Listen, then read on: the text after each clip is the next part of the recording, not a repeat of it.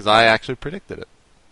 A huge upset. No one predicted it. No one in the entire world. I predicted it. Go check out FC Center from Friday, and you could see. Don't you have a sword to swallow or something? Get out of here, man. No. Anyway, I don't. I'm gonna start from the beginning, and then I'll get to your miraculous prediction. Let's do it. We had Tyler against Sherlock. Tyler 2-0 Sherlock. Tyler's the kind of player, he's been doing well in MLGs, progressively well, and big expectations for him coming up this MLG, but I think that from Brood War, you can see that his specialty is when he has a single matchup to prepare for, he is methodical, he goes after it, he knows exactly your pressure points and what to go after it, and you saw that, and he really took it down well.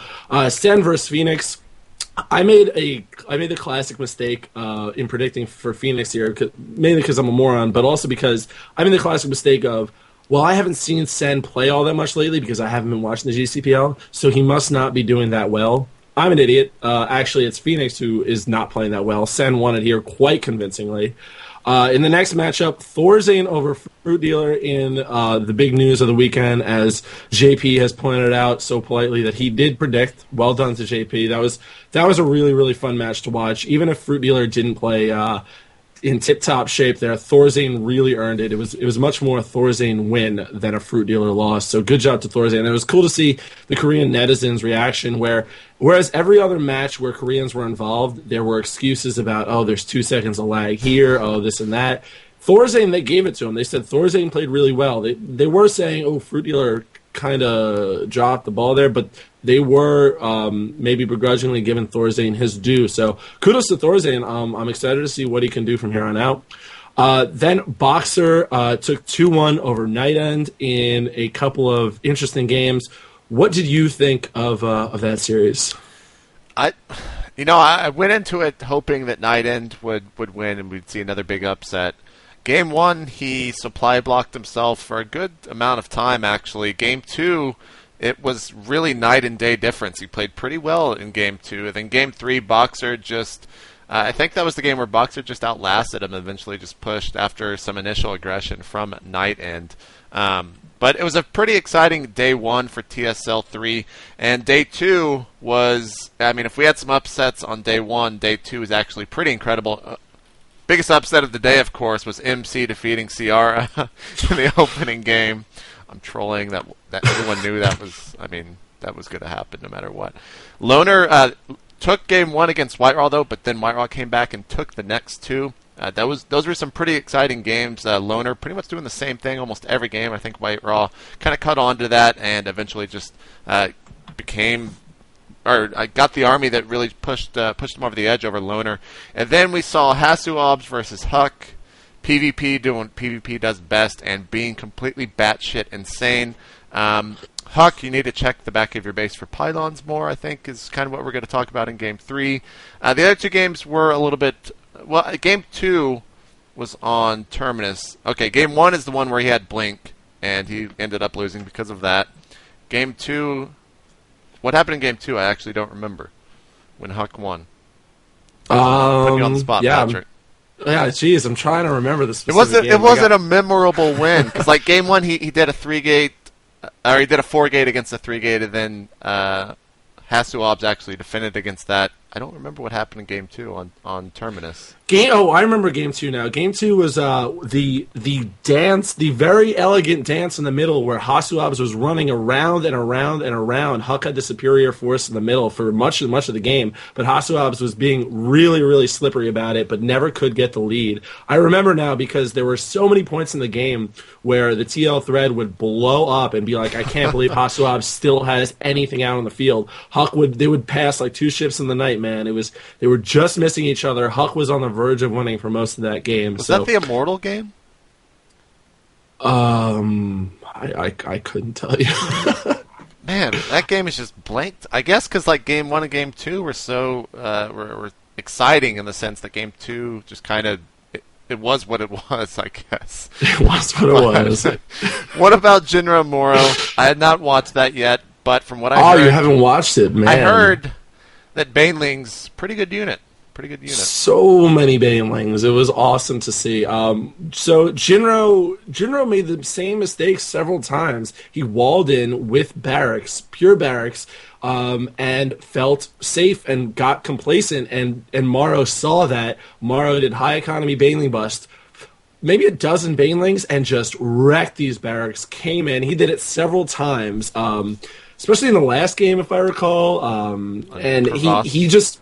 Yeah, and there was just nothing Jinro had as an answer to it. It was really cool to see. Morrow earned that win with the high aggression right out of taking a page out of July's book.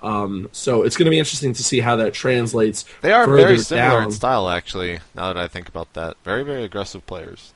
It's interesting because when you talk to some people about the aggressive Zerg that we've been seeing lately, mainly from July, some people are saying, well, is this going to set a new precedent? Then you talk to Idra and say it's not sustainable. And Idra doesn't agree with anyone, man.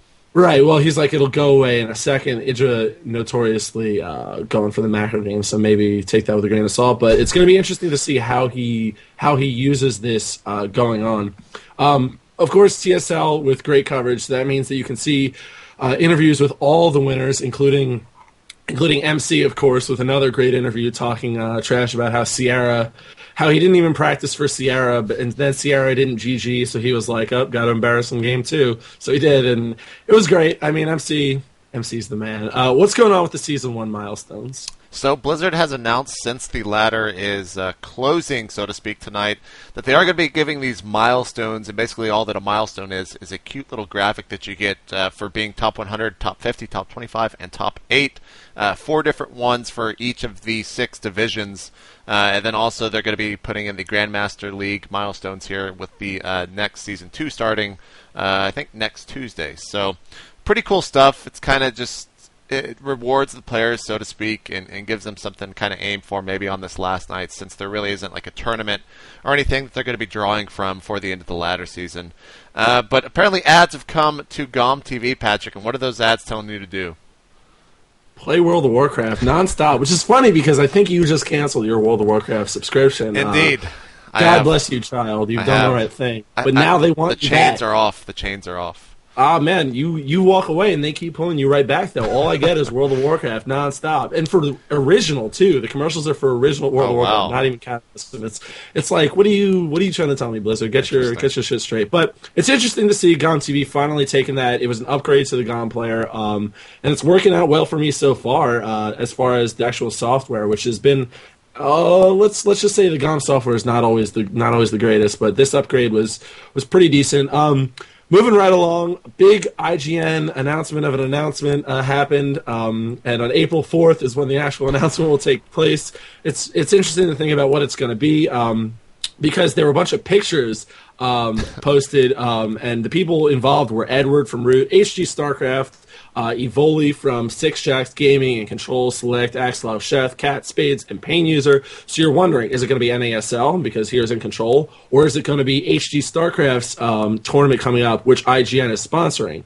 I don't know, but Evoli from Six Jacks did do a clarification of the announcement in case you want to get dizzy and nauseous. It's actually a really good article. Check it out. He knows what's going on, and he can't tell us everything about it, but he gives us a pretty good sneak peek. You should check it out.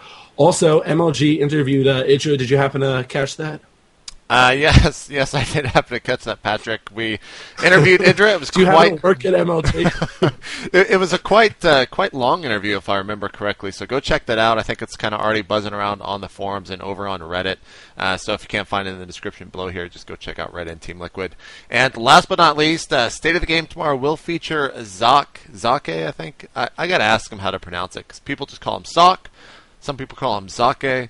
Some people call him something else. I don't really know. But he's going to be on tomorrow night at 10:30 p.m. Central Standard Time on State of the Game. He also is going to have his webcam, so you get to see his Viking locks. We'll play some heavy metal music or something so he can sit down. We'll fit the role. We're also going to have a special mystery guest on tomorrow night, and I can't really tease that at all, so except for what I just did. I'm not going to say who it is or even leak it whatsoever, but tune into that. It'll be awesome. Patrick, you got anything else? Thanks for watching, guys. All right, follow myself at twitter.com/itmejp. You can follow Patrick at twitter.com/chobopeon. If you have any tips for stuff that you want us to talk about, send it in to tips@itmejp.com.